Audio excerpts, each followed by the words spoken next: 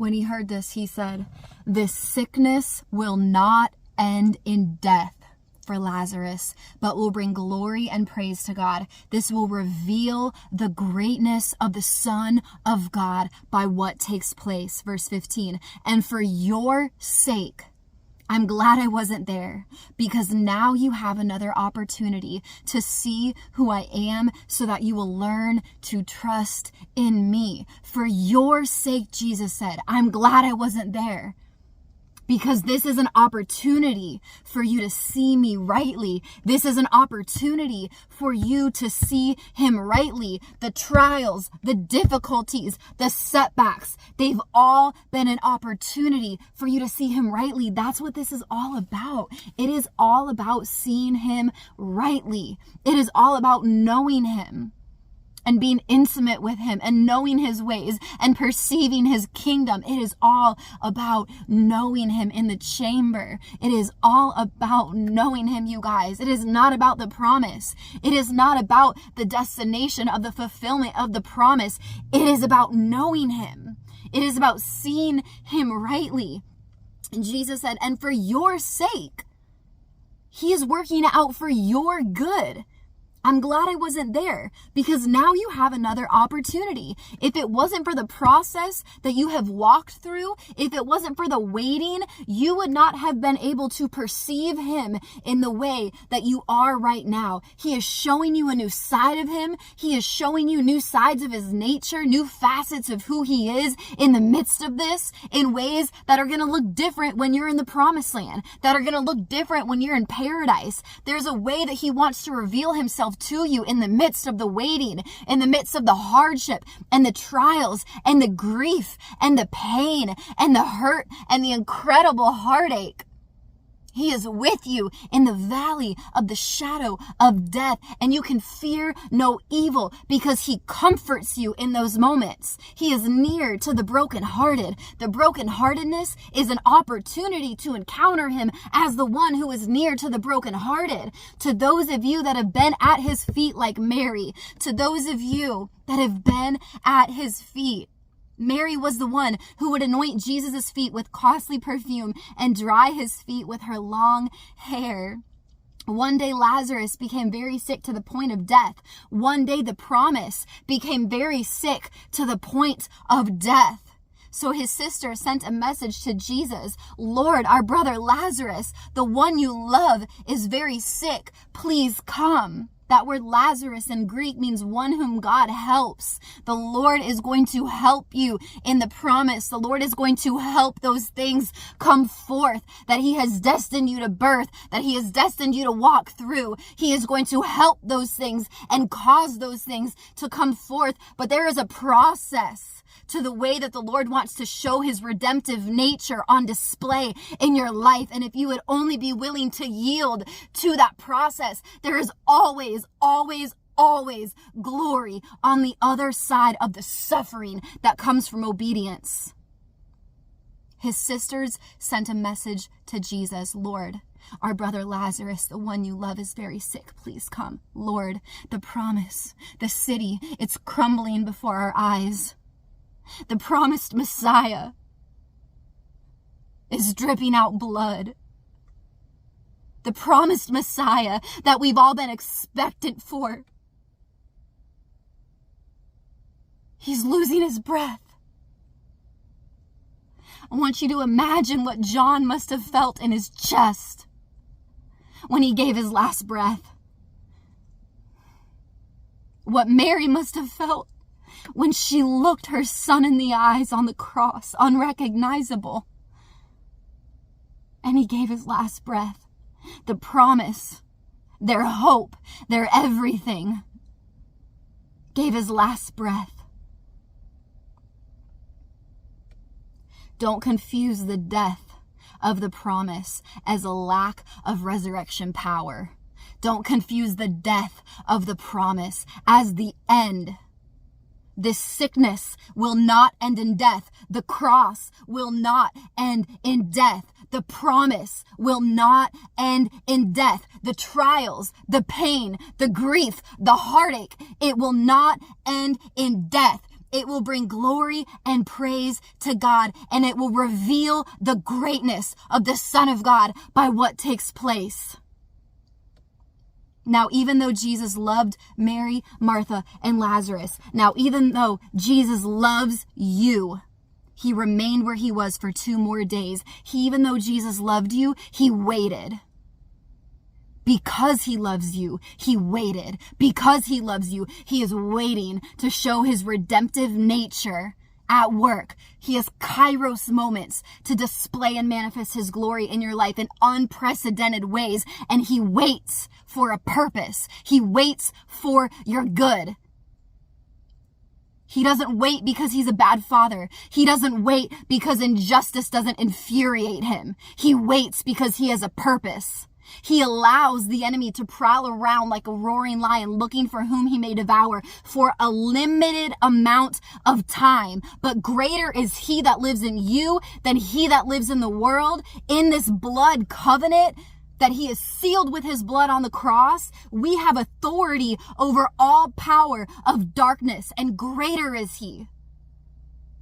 But teacher, they said to him, do you really want to go back there? It was just a short amount of time that the people were going to stone you. Jesus is not put off at the past. He is not put off of what it has looked like previously. He is not put off with the destruction. He is not put off with the threats. This is our bridegroom. This is our king. He is determined to bring redemption. No matter what winds and what waves come his way, he is determined, and he is a man of his word to fulfill the promise regardless of the stones, regardless of the mountains, regardless of the obstacles, regardless of the darkness and how dead it looks. It is an opportunity for his glory to be revealed.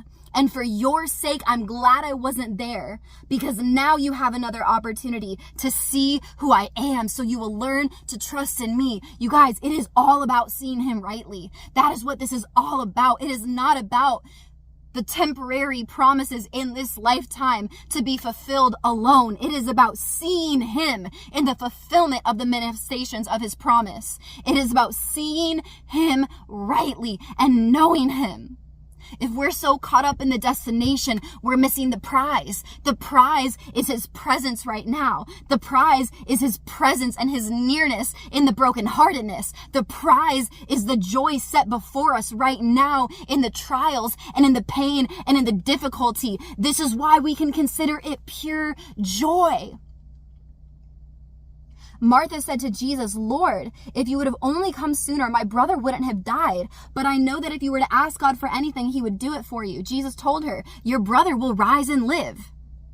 But she replied, yes, I know he will rise with everyone else on resurrection day.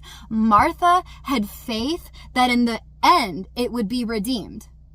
When Jesus returned, resurrection day, that it would be redeemed. Martha didn't have faith for this lifetime. We can put our faith and our expectancy that yes, he is returning. There is a wedding supper of the Lamb that we are going to partake of, that we have been invited to, that we have said yes to, that we can get excited for, that we can show up with oil. We can get excited about that. But it's also for this lifetime. Redemption is also for this lifetime. It is not merely for when Jesus returns. It starts now. As soon as you enter into covenant with him, this is a covenant of redemption where we go from glory to glory, and we can taste and see that he is good in this covenant forevermore. Starting when we become born again and his life is imparted to us, we get to walk out that life with him and become more than a conqueror by his spirit, not by might, not by power. Let's abandon logic. Let's abandon logic and simply believe and simply take him for his word. So they rolled away the heavy stone. Jesus gazed into heaven and said, Father, thank you that you have heard my prayer. For you listen to every word I speak. Now, so that these who stand here with me will believe that you have sent me to the earth as your messenger, I will use the power you have given me. Then with a loud voice, Jesus shouted with authority, Lazarus, come out of the tomb. Promise come forth. Destiny, calling, come forth. Resurrection power, redemption, prodigal sons, dry bones, manifestations of my glory, come forth. Kairos moments at hand. Promise, come forth. What you have been carrying in seclusion, come forth. What has been forging inside of you in the isolation, come forth. What have you been believing for? Come forth. It is time for the promises to come forth. The time is at hand. The Lord spoke to me and said, this summer, manifestations of my promises for my people, for the remnant, for those specifically that have been at his feet, that have been obedient, that have yielded to him, that are in covenant with him, that are yielding to his voice and to the best of their ability, only doing what they see the Father do. To those of you that have been believing for a promise, it is time to shake off the shackles of disappointment. I don't care how many false starts you've had. Don't let that hold you back from moving forward and just one more time obeying. Continue to yield. Continue to be obedient. Nothing has been in vain. Your obedience is not in vain, ever. Everything that you put your hands to when he tells you to will bear fruit. Every single time you've been obedient and putting your hands to something, it will bear fruit in due time. In due time. Not every seed that you sow is harvested right away. There's a time and a season for everything. But the time for Lazarus to come forth, you will see it this year. The time for these promises to be fulfilled, you will see them sprouting forth this year. You will start to thrive again. You will start to come alive again. It is time for resurrection. It is time for dry bones to come alive. It is time for hope deferred to be broken off, and it is time for you to arise into your calling. It is time for you to come alive in the things that have been in you all along, that he's been forging in the trials. He's been giving you wisdom and discernment and understanding, training your hands for war and your fingers for battle. It is time to take back territory. It is time to take dominion. It is time to fall in love with him more than you've ever fallen before, because that is what this is all about. Throw away the blueprints if you're not in love. If the blueprints don't bring you to deeper intimacy, then tear them up and go back to the chamber. It is all about knowing him. It is all about happiness in him, pleasure in him, joy in him, satisfaction in him, falling in love with him. So that love just pours out of you. So you just drip from that oil of intimacy, and others are affected by the fragrance and come alive from it as a domino effect. It is time for the nations to come to the light of the Father in you. It is time to arise, for the glory of the Lord is rising upon you. It is time for the glory of the Lord to come forth within you and shine bright like a city on a hill, for the nations to come to him, for his glory to be made known. It is all about him. It is all about him being raised up as a banner for every eye to see, for every tongue to confess that he is Lord and there is no other. There is no other, and there will never be any other. It is time for his glory and for his promises and for the substance of his word to come forth in you. So rejoice, daughter. Rejoice. Rejoice, son. Rejoice in the joy set before you, and arise and go take off those grave clothes.